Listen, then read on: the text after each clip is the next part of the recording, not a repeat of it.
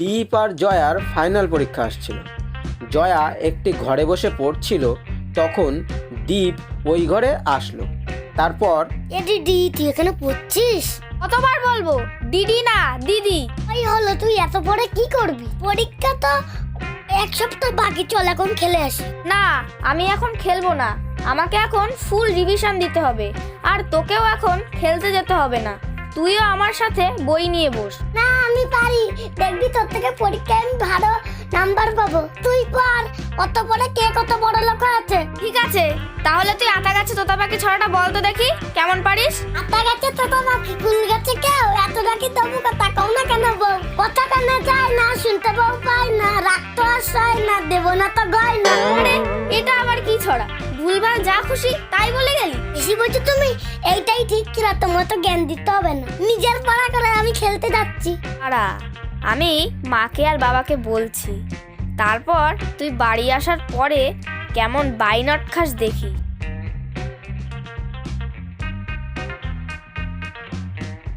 ও বাবা, জানো দীপকে বই পড়তে বললাম আর ও কি উল্টোপাল্টা ছড়া বলে চলে গেল, আর বলে পরীক্ষার তো এখন এক সপ্তাহ বাকি, এখন পরে কি হবে?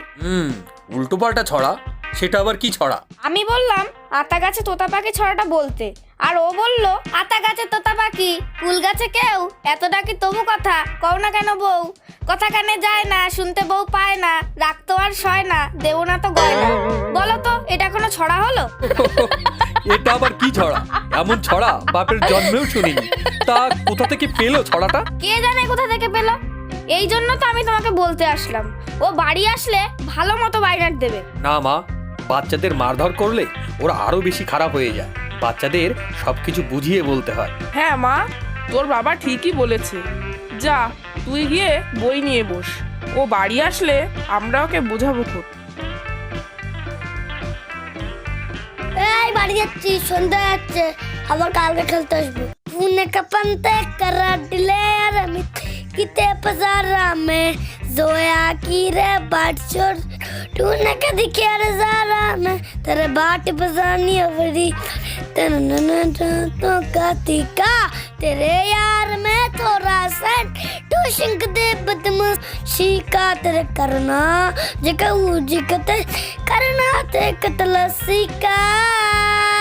এই দীপ, অত গান গাও কিসের? তাড়াতাড়ি এদিকে আয়, তোর বাবা ডাকছে। বাবা কি বলো? তা বাবা, তোমার পরীক্ষা কবে? আরে ও তো এখনো এক সপ্তাহ বাকি। তোমার পড়া লাগবে না? লাগবে তো। তা কবে লাগবে শুনি? আরে বাবা তুমি চিন্তা করো না, ডিডির মতন আর আমার সারাদিন বই নিয়ে বসা লাগবে না। আমি পরীক্ষার আগে সবকিছু মুখস্থ করে নেব। শোনো বাবা, সময়ের মূল্য দিতে শেখো। তুমি যে এই সময়গুলো না পড়ে কাটিয়ে দিচ্ছ, এই সময়টা কিন্তু আর পরে পাবে না। তোমার দিদিকেই দেখো না, ও সবসময় সময়ের কাজ সময় করে, আর কোনো কিছু কাল করব বলে ফেলে রাখে না। বুঝেছো? বলে লাভ নেই, মনে থাকবে তো? হ্যাঁ মনে থাকবে, কালকের থেকে আমি আর কোনো কিছু নয় কাল করব না। দিদি, আমি বই না পড়ে খেলতে চলে গেছি, আর তুই বাবাটা বলে দিয়েছিস? আবার দিদি? বলেছি না ওটা দিদি হবে। আর তোর কথা আমি কি করতে বলতে যাব বাবাকে? বেশি বুঝিস তুই, আমি ডাকছি তাই বল। আর আমি ভালোভাবে জানি তুই বলেছিস বাবা। বলছি আমি বলিনি, আর তোর যদি মনেই হয় আমিই বলেছি, তাহলে বেশ করেছি। কি করবি তুই আমার? আর তোরে দেখাচ্ছি মজা, আজকে আর তোরা ছাড়বো না। আমি কি তোরা ছেড়ে দেবো নাকি? দেখ কেমন লাগে। চুল ছাড়, লাগছে। দেখ কেমন লাগে। ওরে বাবা! 6টা দিন কেটে যাওয়ার পর ঠিক পরীক্ষার আগের দিন যা ঘটলো। সারাদিন কি যা পড়িস তো ভগবানই জানে। আমার তো জেনে লাভ নেই, আমি একটু খেলেই আসি। আজকেও তুই খেলতে যাচ্ছিস? কালকে না পরীক্ষা? কিছুই তো পড়িসনি।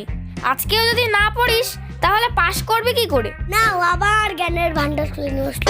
আমার পরে আমি বুঝবো এখানে, তোর তো চিন্তা করা লাগবে না। আমি খেলে এসে সন্ধ্যাবেলায় সব করে নেব। যাও যাও, এখন বুঝবে না, যখন ফেল করবে না তখন বুঝতে পারবে কত দানে কত চাল। তারপর দীপ রোজ দিনের মতো খেলাধুলো করে সন্ধ্যের একটু আগে সবাইকে বলে বাড়ির দিকে যাচ্ছিল। लेसी बोला मैं दुनिया ना चारा छोरा चा टिकारे सिस्टम तारा छोरा चा टिका देख तेरे सपने आरा छोरा चा टिका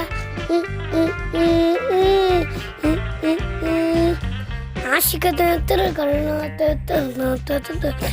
এই রে, ঘরের ভিতরে অন্ধকার কেন? ও মা, তোমরা সব কোথায়? ঘরের ভিতরে তো অন্ধকার কেন? অন্ধকার থাকবে না তো কি, ওই রাজীবদের বাড়ির পাশে তারের ওপর গাছ পড়ে তার ছিঁড়ে গেছে, আজকে আর বোধহয় কারেন্ট আসবে না। কি? তাহলে আমি আজকে বই পড়বো কিভাবে? কালকে তো আমার পরীক্ষা, আমি তো কিছুই বলিনি, কালকে তো আমি পরীক্ষায় ফেল করে যাব। ভালোই তো, ভালোই হবে, একই ক্লাসে 2 বার থাকবি আর তোর বন্ধুরা সব উপর ক্লাসে উঠে যাবে, তখন বুঝবি কেমন মজা লাগে, তখন তোর শিক্ষা হবে। ও মা, আর কোনো রাস্তা নেই? আমি আজ থেকে আর ওরকম করবো না, সময়ের কাজ সময় করে নেবো। জয়া, এই জয়া, এদিকে শোন তো একটু। আসছি মা। যা, কারেন্ট তো নেই, তোর ভাইকে একটু ওর ক্লাসের কিছু পড়িয়ে দে বসে বসে। আয়, দেখেছিস সারাদিন আমি বই পড়ে কি করি? আমার পড়া তো সব মুখস্থই, আর তোর পড়াও আমি আগে যা পড়েছিলাম সেটাও এখনো কিছু কিছু আমার মুখস্থ আছে। তুই খুব ভালো না দিদি। বার দিদি, বলেছি না দিদি বলতে? সরি দিদি। উফ, থাক, তুই দিদি পরে বলিস, এখন পড়ে নে। তোকে আমি বেশ কিছু জিনিস শিখিয়ে দিচ্ছি, এগুলো মনে রাখ, কালকে পাশ করে যাবি। আর পরের দিন থেকে আমার সাথে বই নিয়ে বসিস। ওকে দিদি, থ্যাংক ইউ। ওরে বাবা রে, দিদি না দিদি। তারপর জয়া দীপকে পড়া বুঝিয়ে দিল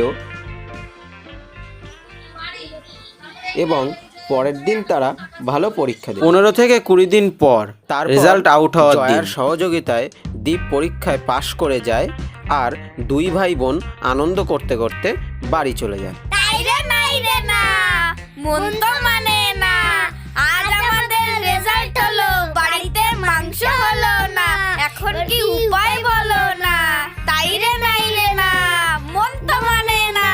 তাহলে বন্ধুরা, আমরা এই গল্প থেকে শিখলাম যে সবসময় সময়ের মূল্য দেওয়া উচিত। যদি আমরা সময়ের মূল্য না দিতে পারি তাহলে আমাদের দৈনন্দিন জীবনে সমস্যার সম্মুখীন হতে হবে, যেমন এই গল্পে দ্বীপ হয়েছে। ভিডিওটা ভালো লাগলে অবশ্যই একটি লাইক করে দেবে এবং তোমার বন্ধু বান্ধবের সাথে শেয়ার করে দেবে, আর কমেন্টে জানাবে তোমার ভিডিওটা কতটা ভালো লেগেছে।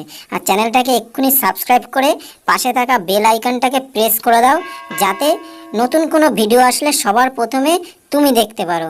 Thanks for watching, bye bye.